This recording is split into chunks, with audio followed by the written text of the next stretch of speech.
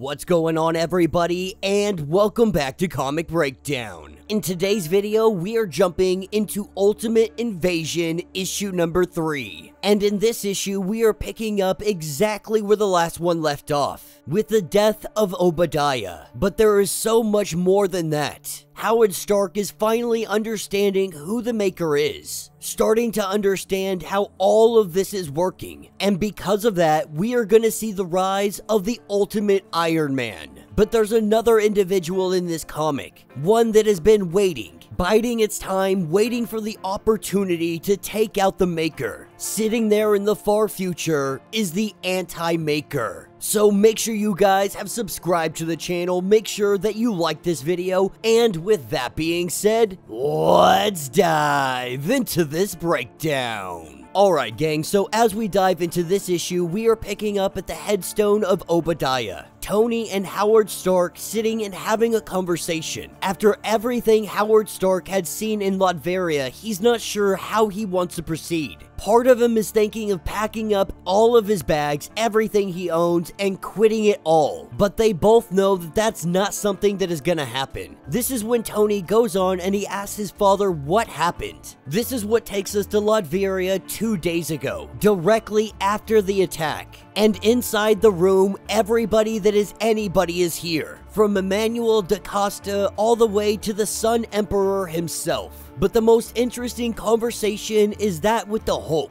with everybody asking who is behind the attack today. Nobody has heard a word, but the Hulk is a person that now seeks peace, believes that peace can overcome everything, and now he is sensing a desire to destabilize everything that they have built. And while he's going off, that is when Magic comes into the room, absolutely irate, asking anybody and everybody who is responsible. Howard Stark finds it very curious that they are even here, because the way that he sees it, the Rasputins are the enemy. The truth is, Obadiah never explained how things work. While Obadiah had dealt with these guys for years and years, Howard Stark has never. But they go on to promise Howard that however this may appear, there are no enemies in this room. And though Howard Stark brings up all of the conflicts that have and will be fought, that history would say otherwise. That is the world as Howard knows it. That if you look around this room, we have representatives from all 7 major territories. Each of the nations, they play a part. The adversary is what the Rasputins are currently playing. But inside the non-adversarial nations, they rally their citizens. They all participate in whatever pageantry is required. And at the end of a generation, another territory takes its place. And so all the nations, they rotate out playing a specific part, trying to maintain the illusion of peace in illusion time of war. This is all at the Maker's hand. This has all been his plan. The simple truth that peace achieved, coerced, or enforced is never successful long term. The truth is, humanity is incapable of accepting it. Most are incapable of staying in a state of peace, almost as if this goes against the very nature of humans. This is when the Maker walks into the room,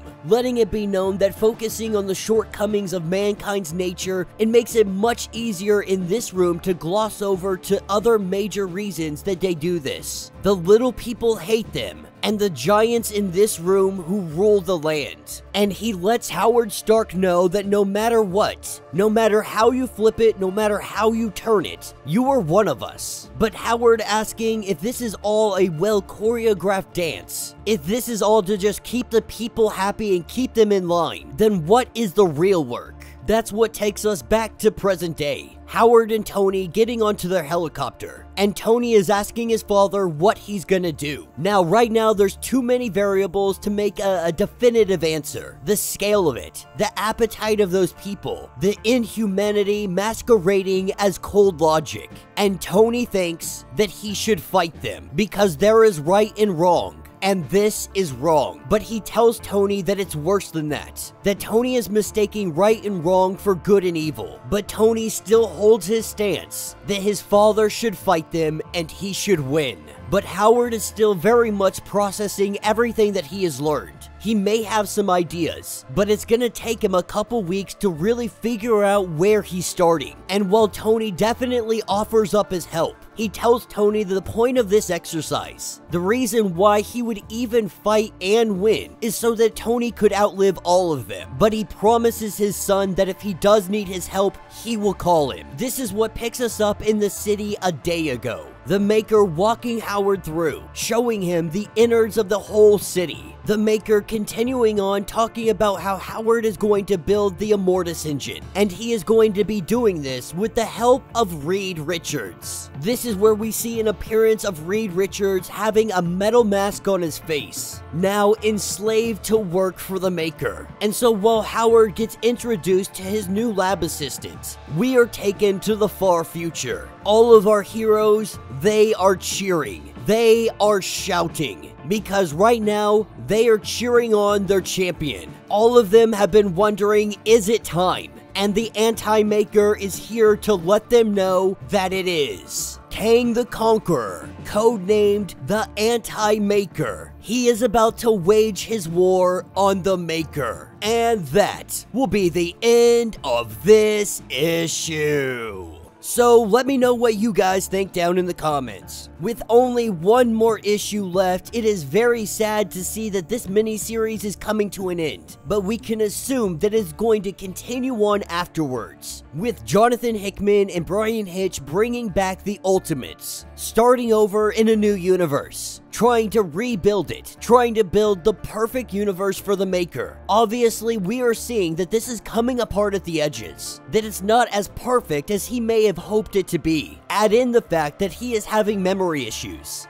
After being damaged in battle, part of his memories have been lost. This is one reason he has brought in Howard Stark, and now Howard along with a captured Reed Richards. They are working together to build the Immortus engine, but they may not get the opportunity, because in the far future, we have Kang the Conqueror who is preparing. He is getting ready for his war, because he is the Anti-Maker, and he is about to rain hell down on the Maker. So let me know your thoughts, let me know your theories, if you would like to get completely caught up on everything going on with the Ultimate. Go ahead, check out the link in my description as well as the top of this video. It is gonna get you completely caught up on everything going on with this series. If you would like to support the channel, you can always do so by joining the channel membership. Much like Patreon, having multiple different tiers, from $1 to $50, from loyalty badges to comics every single